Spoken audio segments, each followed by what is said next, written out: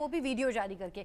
इन सब के बीच एक बड़ा अपडेट, अमेरिकी राष्ट्रपति डोनाल्ड ट्रंप ने ईरान को चेतावनी दी है, परमाणु डील नहीं तो ईरान पर बड़ा हमला होगा। मतलब अभी तक तो इजरायल से चेतावनी मिल रही थी, अब एक कदम आगे बढ़ाते हुए ट्रंप भी सामने आ गए हैं। इससे पहले भी ट्रंप और अमेरिका की तरफ से ईरान को चेताया गया, समझाया गया।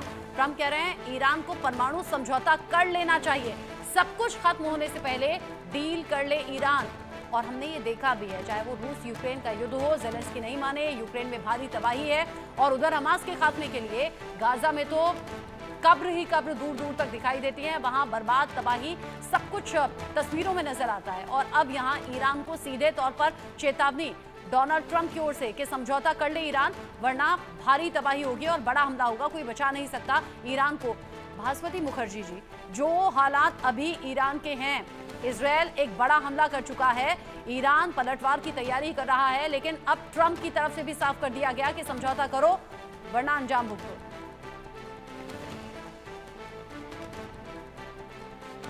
मिस्टर ट्रम्प कैसे कह सकते हैं कि उनके हाथ साफ है? ये तो बहुत क्लियर है कि ये जो ऑपरेशन राइजिंग लायन है, इसके फुल सपोर्ट है पीछे से यूनाइटेड स्टेट्स के। और क्यों है? क्योंकि यूनाइटेड स्टेट्स को यूएस नहीं चाहते हैं कि ईरान के न्यूक्लियर वेपन आर्सेनल बन जाए, क्योंकि उससे वर्ल्ड पीस पे और सिर्फ इजराइल नहीं पर ईरान के नेबर्स के ऊपर भी डेंजर है। तो इसलिए मैं तो सोचती हूँ कि जो प्रेशर ट्रम्प दे रहे हैं ईरान के ऊपर कि आप मान जाओ और डील एक्सेप्ट करो, उसमें प्रेसिडेंट ट्रम्प की एक प्रॉब्लम है रचना जी। वो मेरे को लगता है कि यूएस स्कूल्स में इतिहास और ज्योग्राफी सही तरह से नहीं सिखाते हैं, इसीलिए उन्होंने बहुत बार कहा है कि पाकिस्तान और इंडिया के बीच में 1000 साल की जंग है, जो करेक्ट नहीं है। 1947 ही पाकिस्तान क्रिएट हुआ। तो जो ईरान है वो एक देश है जो धमकी नहीं लेते हैं। तो जब ऐसे असॉल्ट हुआ है, जिस तरीके से ईरान के लॉस ऑफ फेस हुआ है पूरे वर्ल्ड में, इस वक्त इस टाइम पे अगर यूएस प्रेसिडेंट इतने प्रेशर लगाए तो कौन से इरानियन सरकार या जो इंचार्ज है वो कह सकते हैं कि आप सही कह रहे हो प्रेसिडेंट साहब, हम लोग मान जाएंगे? ये तो टाइम नहीं है। ये तो टाइम है पहले, जैसे कहते हैं कि सिचुएशन को जनरल साहब कहेंगे कूल डाउन करने के। कूल डाउन करने के बाद में ही बातचीत हो सकते हैं। जब हीट ऑफ द मोमेंट है, उस टाइम पे आप कह रहे हो कि हम और दबाव डालेंगे, आप हमारे डील एक्सेप्ट करो, तो मैं तो नहीं सोचती हूँ रचना जी कि जो ईरान के जो इतिहास है और ईरान के जो ज्योग्राफी है और ईरान की जो रजीम है, वो उनको कोई मूड है प्रेसिडेंट ट्रम्प की बात सुनने के लिए। हो सकता है बाद में सुन सकते हैं, पर अभी नहीं। पहले वो असेस करेंगे अपना सिचुएशन। अब जैसे जनरल साहब ने बताया, उनके प्रॉक्सीज है, उनके प्रॉक्सीज की बहुत पिटाई हुई है। वो हिजबुल्लाह के भी पिटाई हुई है, हुतीज के भी, पर हमें एग्जैक्टली नहीं मालूम है कि अभी भी उनके पास कितना स्ट्रेंथ है न्यूसेंस वैल्यू के लिए, और रेड सी के ऊपर और स्ट्रेटेजिक एसेट्स के ऊपर, अमेरिका के स्ट्रेटेजिक एसेट्स के ऊपर वो क्या धमकी दे सकते हैं कि नहीं दे सकते हैं। ऑन टॉप ऑफ दैट ये इम्पोर्टेंट है कि गाजा में जो इतने लोग भूखे मर रहे हैं, उससे भी पब्लिक ओपिनियन इन्फ्लेम हो रहा है इजराइल के खिलाफ। तो इसलिए इतना सिंपल मामला नहीं है। मैं तो सोचती हूँ कि जनरल साहब ने सही कहा, वर्ल्ड वॉर नहीं रीजनल वॉर हो सकता है। Absolutely I agree with him. अच्छा, ईरान के पास ऑप्शन क्या है? अगर ईरान को अमेरिका भी धमका रहा है, इजरायल भी धमका रहा है, तो ईरान के पास अब ऑप्शन क्या है? गाजा को तो इतने करीब से उसने देख लिया ना, वहां तो तबाही ही तबाही चारों तरफ है। अभी ईरान क्या बातचीत की टेबल पर आ सकता है? ईरान के बहुत ऑप्शंस है क्योंकि उनके प्रॉक्सीज है। मोर ओवर गाजा जो है, गाजा अनफॉर्चुनेटली उनके कोई जगह नहीं है भागने के लिए। कहाँ जाएंगे ये लोग? इजिप्ट नहीं लेंगे उनको, कोई अरब देश नहीं लेंगे, उनका जमीन है, वहां से भगा रहे हैं, तो कहाँ जाएंगे? वो तो जिंदा कब्र वही है।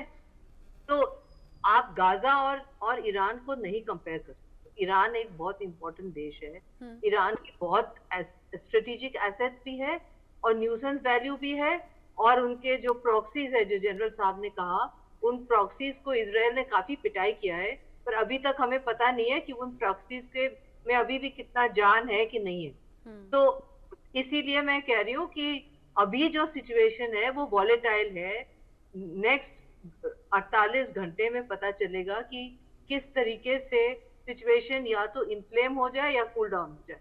अगर कूल डाउन हो जाए तो तब डिस्कस कर सकते हैं कि ईरान के जो न्यूक्लियर वेपन सिस्टम है वो nuclear non proliferation treaty watchdog atomic energy के वॉचडॉग ने जो कहा कि वो लोग वायलेशन में है, क्या वो वापस आएंगे नेगोशिएटिंग टेबल में वियना में और क्या एक डील बन सकते हैं, वो बाद की बात है। पहले ये जो वॉलेटाइल सिचुएशन है इसको कूल डाउन करना बहुत जरूरी है। अच्छा, एक बात और मैं आपसे समझना चाहूंगी। मैं जानती हूँ कि आपके पास टाइम कम है और जो सिचुएशन अभी बनी हुई है ना इजराइल और ईरान के बीच में, और यहाँ ये कहा जा रहा है ईरान को कि अभी भी संभल जाओ वरना भीषण युद्ध होगा। इजराइल पहले से भी चेताता रहा, उधर गाजा में भारी तबाही है। इन सब सिचुएशन के बीच में हमने ईरान का पलटवार भी देखा है। ईरान इजराइल पर ये कोशिशें करता रहा है कि इजराइल को भारी नुकसान पहुंचाए, लेकिन अभी तक ये जो युद्ध की भीषण स्थिति है, क्योंकि इससे पहले भी जो अलग अलग देशों के बीच में युद्ध है, चाहे वो रूस यूक्रेन है या इजराइल गाजा पर जो तबाही अभी बरसा रहा है, इन सब के लिहाज से अगर दो देशों में युद्ध होता है या फिर कुछ और देश इनडायरेक्टली डायरेक्टली इन्वॉल्व हो जाते हैं, बाकी देशों पर भी असर होता ही है। तो अगर आने वाले टाइम में इजराइल और ईरान के बीच में ये युद्ध भीषण होता है तो भारत के लिहाज से ये क्या प्रभावित करेगा?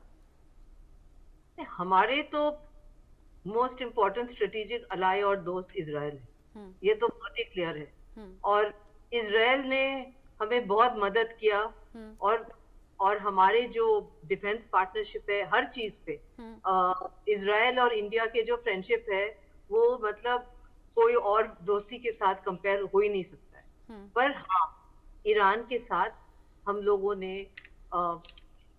डील्स किए हैं, कमर्शियल डील्स हैं। हम लोगों ने उनके बहुत बार हम लोगों ने उनको समझाए कि डील मेकिंग न्यूक्लियर वेपन्स के ऊपर सही होगा। और एक तरीके से आप कह सकते हो रचना जी कि हमारे रिलेशनशिप जो ईरान के साथ है एक बैलेंसिंग काइंड ऑफ रिलेशनशिप है विज़ावी पाकिस्तान, क्योंकि पाकिस्तान के साथ ईरान के बहुत प्रॉब्लम्स है। जैसे कि अफगानिस्तान जो है, जब पाकिस्तान ने सोचा था कि वो अफगानिस्तान को यूज करेंगे हमारे खिलाफ, वो उल्टा हो गया कि तालिबान ने पहलगाम मैसेकर्स को कंडेम किया है। तो उस तरीके से हम लोग भी ईरान को यूज करते हैं पाकिस्तान को बैलेंस करने के लिए, ईरान को यूज करते हैं कभी कभी और देशों को भी बैलेंस करने के लिए। पर अगर एक महायुद्ध हो इजराइल और ईरान के बीच में तो उसमें तो हम लोगों के टेकिंग साइड्स तो नॉर्मली हम लोग नहीं लेते हैं, पर अगर चॉइस होगा तो हम लोग तो डेफिनेटली इजराइल के साथ ही जाएंगे, क्योंकि हम ऑलवेज इजराइल के साथ ही रहे हैं और इजराइल के साथ ही रहेंगे।